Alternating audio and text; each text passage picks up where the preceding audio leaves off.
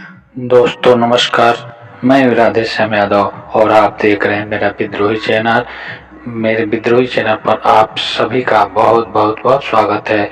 आप मेरे वीडियो को लाइक करें, मेरे चैनल को सब्सक्राइब करें और बेल आइकन दबाना न भूलें, जिससे जब भी नया वीडियो अपलोड करूं तो इसकी सूचना सबसे पहले आप तक पहुंचे। चलिए कहने के लिए तो हम आज़ाद हैं, लेकिन जरा इसके तह में आकर देखें, इस आज़ादी के गहराई में उतर करके देखें कि क्या आज हम सचमुच आर्थिक, सामाजिक और राजनीतिक रूप से आज़ाद हैं। क्या इस देश का हर नागरिक रोटी, कपड़ा, मकान, शिक्षा और स्वास्थ्य सुविधाओं से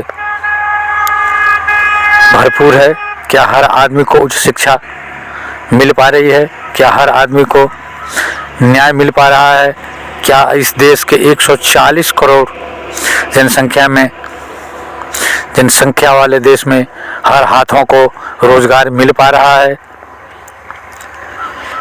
जब तक इस देश का एक भी आदमी रोटी, कपड़ा, मकान, शिक्षा और स्वास्थ्य सुविधाओं से वंचित है, तब तक सही मायने में हम आज़ाद नहीं मान सकते, हम आज़ाद नहीं हो सकते। जब तक 140 करोड़ की आबादी वाले इस देश में एक भी आदमी भूखे पेट सोता है, तब तक हमें अपने आप को आज़ाद कहने का कोई अधिकार नहीं।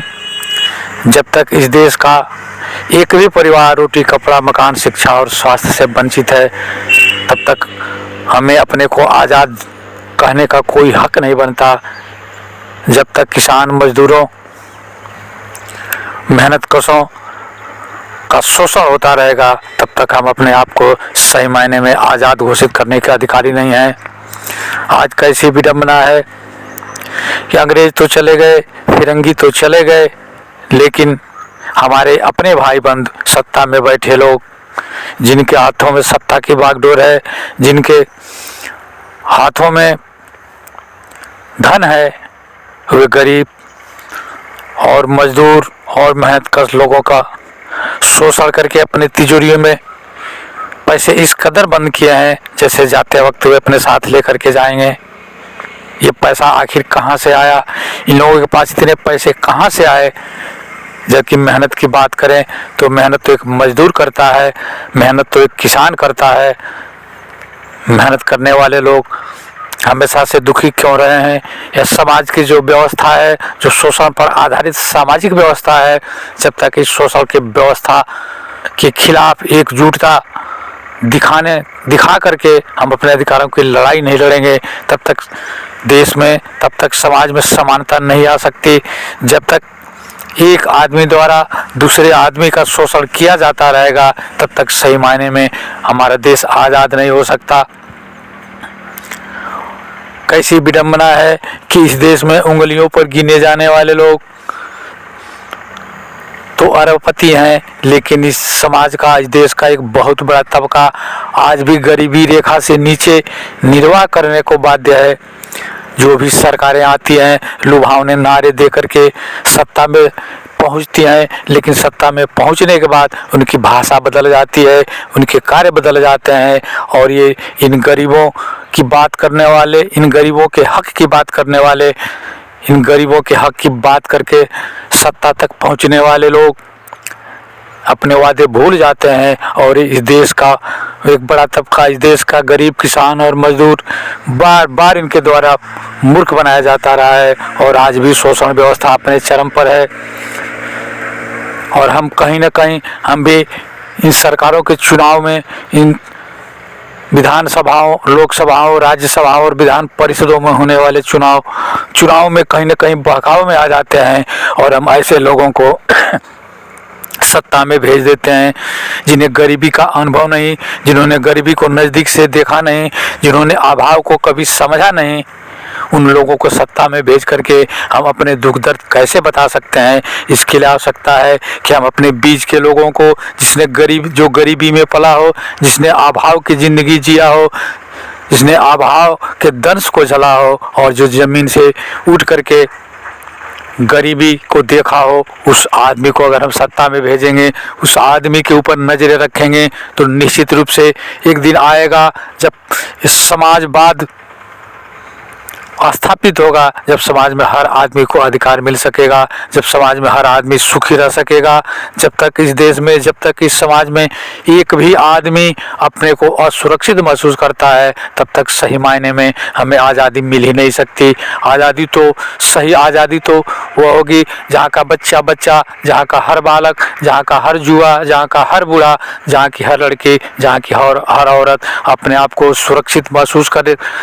जब तक सुरक्षित महसूस न करे, जब तक अपने को भयभीत महसूस करेगी, जब तक अपने को शोषित महसूस करता रहेगा, तब तक यह देश सही मायने में आज़ादी का रस नहीं पी सकता। आज़ादी का सही मायने होता है कि हम चारों तरफ से सुरक्षित हो, हमारी आर्थिक, सामाजिक, राजनीतिक हर तरह की स्वतंत्रता हो, हम अपनी बात कहने को स्वतंत्र हो, हम अपने आवश्यकताओं की पूर्ति के लिए जो सरकार की जिम्मेदारियां हैं, रोटी, कपड़ा, मकान, शिक्षा और स्वास्थ्य जैसी बुनियादी सुविधाएं सरकार के लिए अनिवार्य होनी चाहिए। जो भी सत्ता में जाए, जो भी सत्ता में बैठे लोग हैं, जिनकी भी सरकारें बनती हैं, चाहे वो प्रदेश की सरकार हो, चाहे केंद्र की सरकार हो, यह अनिवार्य होना चाहिए कि इस देश के हर नागरिक को रोटी, कपड़ा, मकान, शिक्षा और स्वास्थ्य जैसी बुनियादी सुविधाएँ मिलनी चाहिए। यह सरकार की जिम्मेदारी होनी चाहिए। और जो भी यह शोषित, जो भी लोगों के शोषण की व्यवस्था है,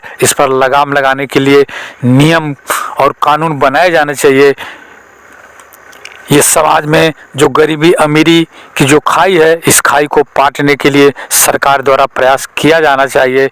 या इस खाई को पाटने का कार्य सरकार ही कर सकती है, और संसद और विधानसभाओं में बैठे हुए लोगों की यह नैतिक जिम्मेदारी बनती है कि वे लोग विधानसभा, लोकसभा, राज्यसभा और विधान परिषदों में इसके ऊपर प्रस्ताव ला करके समाज में इन अमीरी, गरीबी की खाई को पाटने के प्रयास करें। ऐसे कानून बनाएं जिससे हर हाथों को काम मिले, हर आदमी को रोजगार मिले, हर आदमी की ऊर्जा को सही दिशा में लगाया जा सके, हर आदमी की ऊर्जा को सृजनात्मक कार्यों में लगाई जा सके। जब तक इस देश के कर्णधार, जब तक इस देश के सत्ता में बैठे लोग अपने इस जिम्मेदारियों से मुंह फेरे रहेंगे, तब तक हम सही मायने में आज़ाद नहीं हो सकते। मित्रों, अगर आपको ये वीडियो अच्छी लगे तो आप मेरे इस वीडियो को लाइक करें, और अभी तक अगर आपने मेरे विद्रोही चैनल को सब्सक्राइब नहीं किया है तो सब्सक्राइब कर लें। मिलते हैं अगले वीडियो में एक नए विषय के साथ। तब तक के लिए नमस्कार, जय हिंद, जय भारत, वंदे मातरम।